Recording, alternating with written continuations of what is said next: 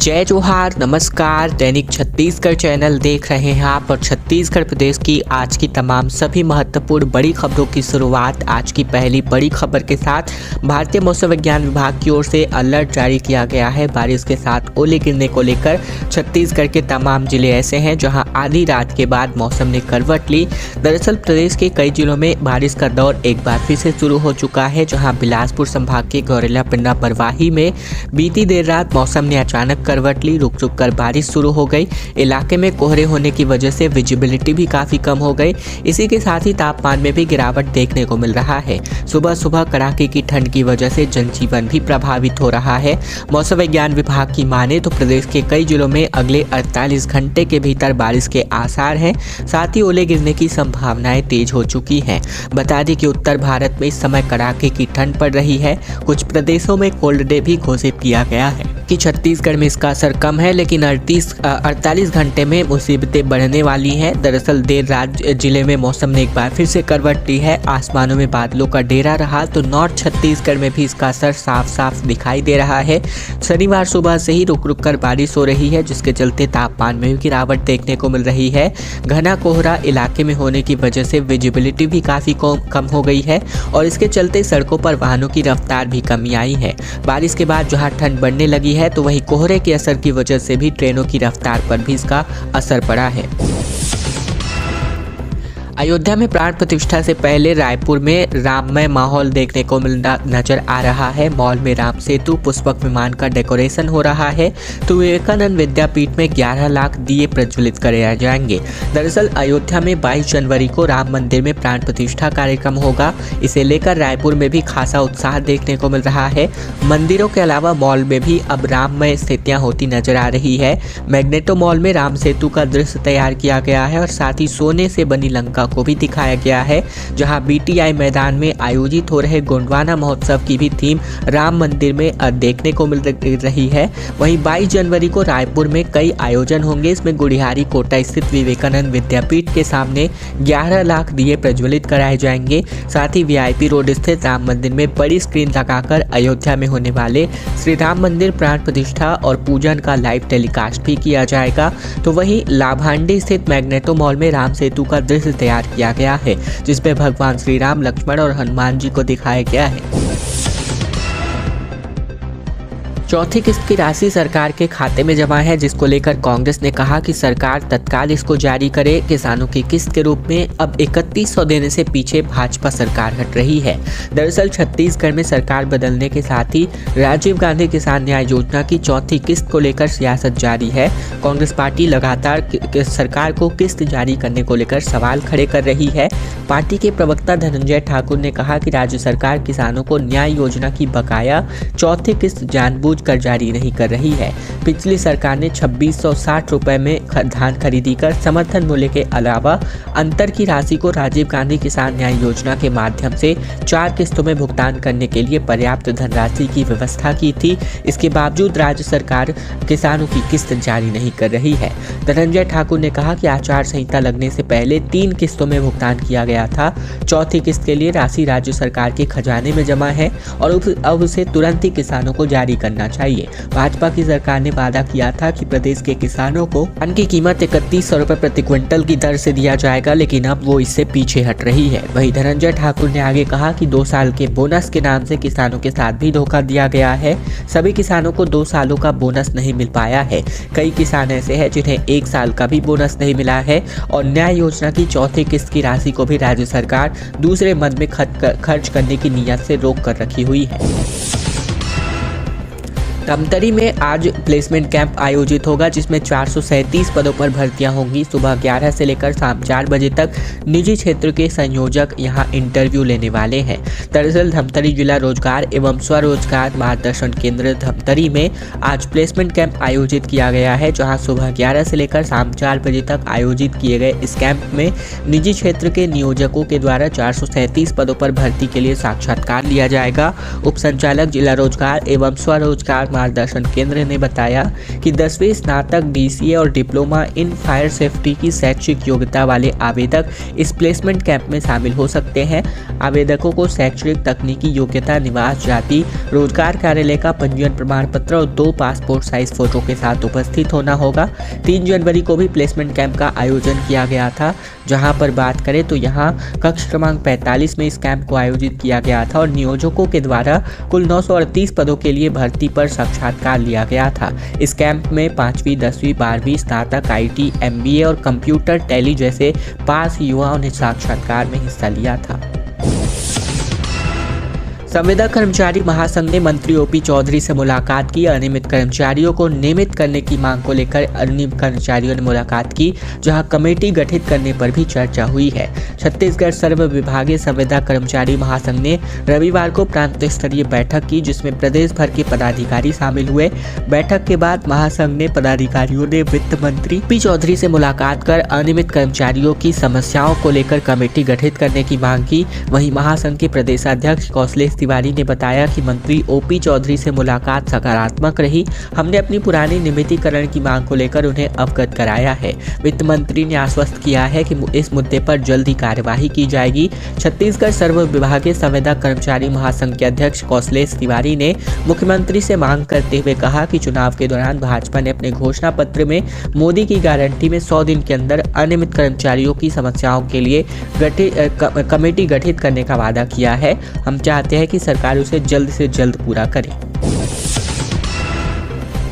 और अब खबर छत्तीसगढ़ में 22 जनवरी को दिवाली मनाने को लेकर, जहां लोकसभा चुनाव के लिहाज से खासा आयोजन किया जाएगा। मुख्यमंत्री ने कहा कि आदिवासी सीटों पर फोकस किया जाए।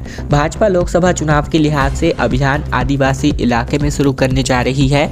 आदिवासी इलाकों में धर्मांतरण, हिंदुत्व जैसे मुद्दे के साथ भाजपा सियासी जमीन को मजबूत करने के लिए जुटने वाली है। 22 जनवरी को अयोध्या में हो रहे राम मंदिर के प्राण प्रतिष्ठा के मौके पर प्रदेश में दिवाली मनाने की तैयारी भाजपा ने की है।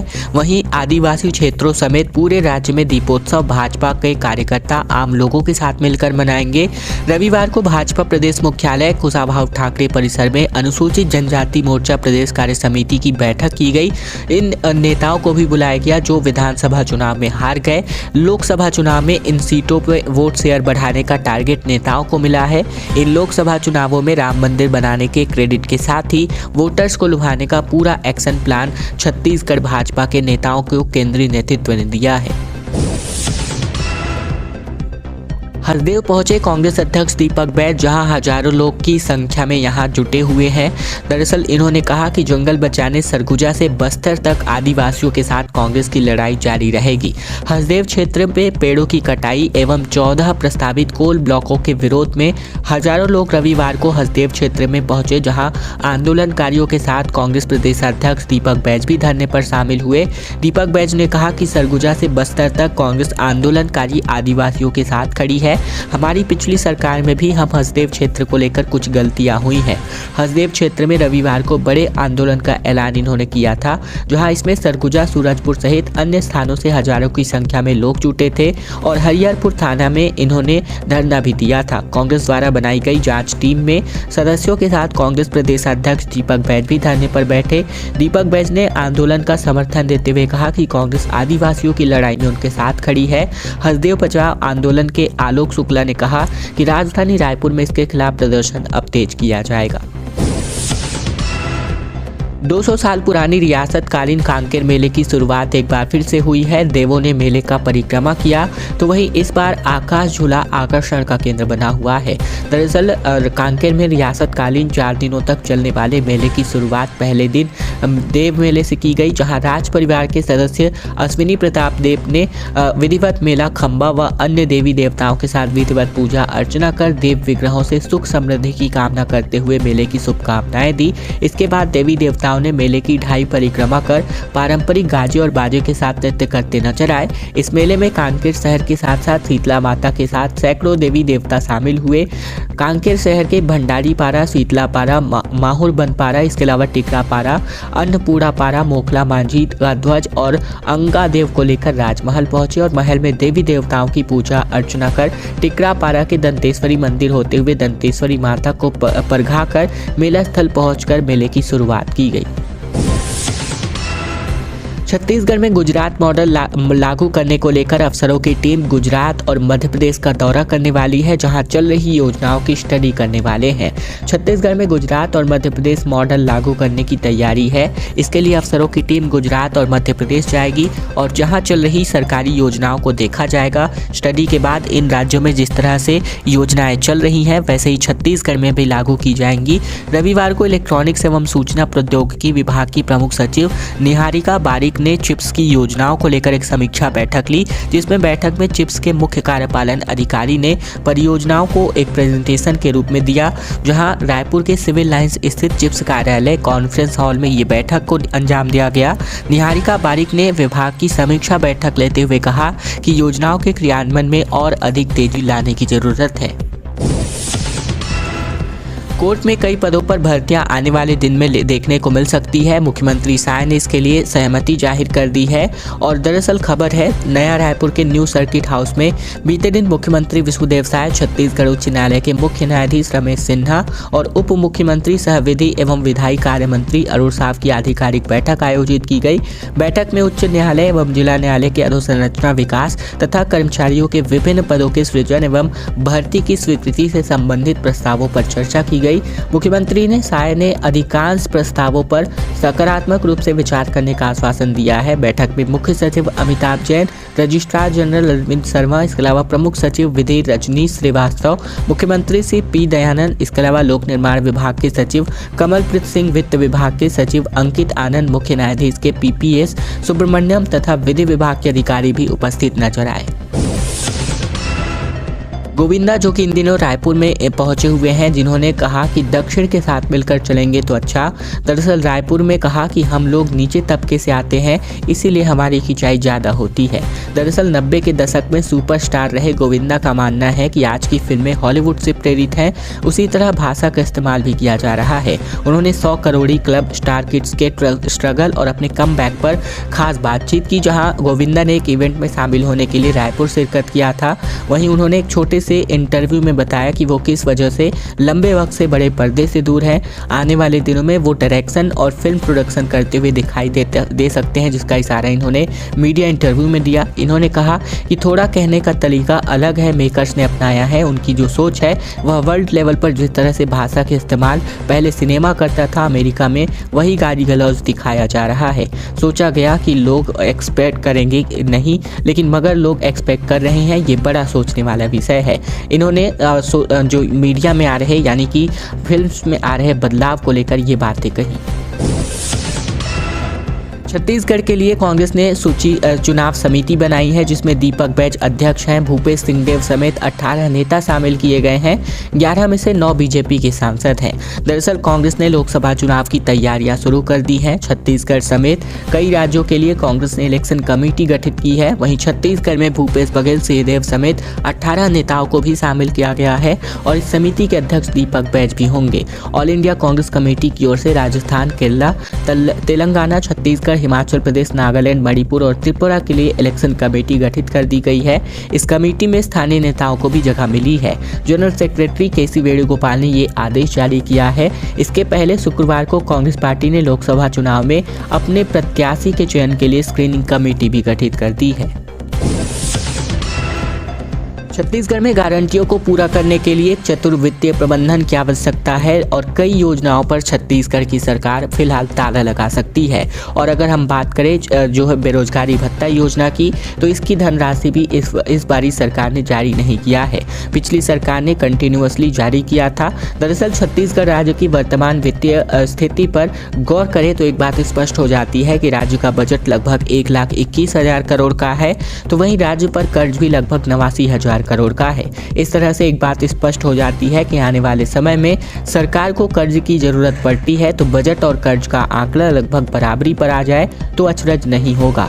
भाजपा ने सत्ता में आने से पहले जनता से कई वायदे किए थे, जिनमें से कुछ वायदों को पूरा करने की शुरुआत भी हो चुकी है, मगर अभी भी कई वायदे ऐसे हैं जिनको पूरा करने पर सरकार एक बोझ पड़ता तय है। ऐसे में अगर बात करें तो यहाँ पर जो है बेरोजगारी भत्ता योजना, साथ ही किसानों के लिए जो राजीव गांधी किसान न्याय योजना की जो चौथी किस्त है वो इस बार सरकार ने जारी नहीं किया है। मुख्यमंत्री ने कहा कि पश्चिम में शादी कॉन्ट्रैक्ट, हमारे यहाँ संस्कार, शायद ने राजिम कुंभ की भव्यता लौटाने का वादा किया। शंकराचार्य से भी इन्होंने मुलाकात की है।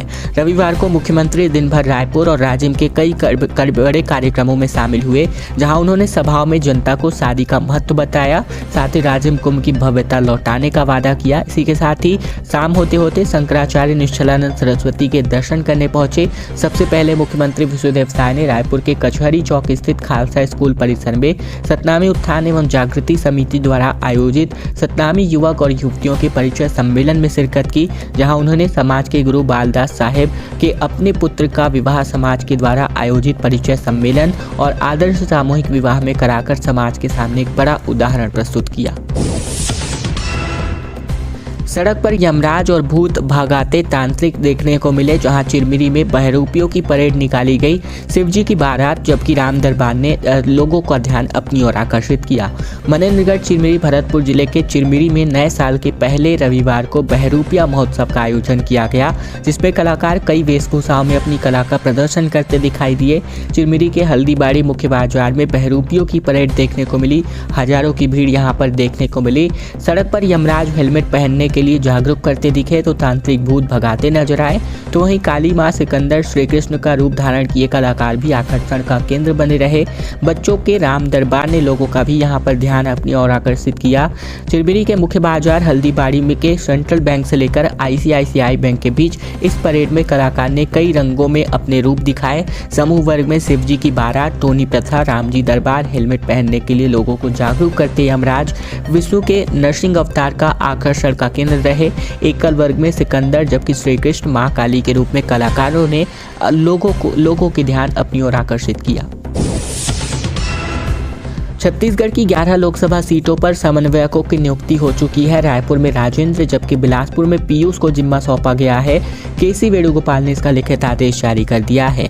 कांग्रेस ने लोकसभा चुनाव की तैयारी शुरू कर दी है। छत्तीसगढ़ समेत कई बड़े राज्यों के लिए कांग्रेस ने लोकसभा समन्वयक नियुक्ति कर दी है।